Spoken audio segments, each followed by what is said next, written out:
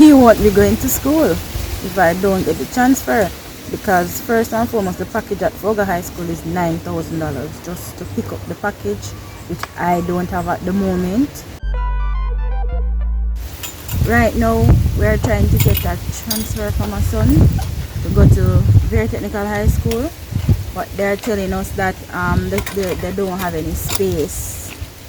We had sent in a letter from the following day after we get the PEP result. The result came out on the 8th of July, and we went in with the letter from the 10th. It was the Monday morning. Where was your son placed? Foga Road High School. For him to go to Foga, I'll have to probably, not to say probably, to have at least $1,500 per day, a taxi fare and lunch for him to go to school. So, and that is really hard for me to find at this moment.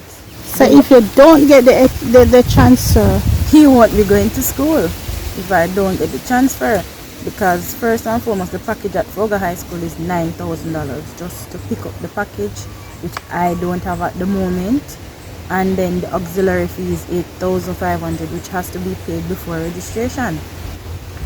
So if you don't have your payment slip, they won't register you, and you have to pick up the package to get the information to be registered. Well, right now my husband is very ill. He got a few strokes, 3 to be exact, and he's also bedridden. He has to wear diapers, and he's diabetic and has hypertension. With all of those challenges, he has to go to the doctor every month to change his tube. He has prostate, and the medication for him is very expensive, very costly for me to take him to the doctor, because I have to take him monthly, which I have to get a taxi. Most of the taxis charge $1,000 just to take him to Lionel Town to the hospital. Some of them will take the regular fare, but some won't. Most of the drivers, when they take up persons, especially like him, who has a urine bag, they don't want to take anybody else.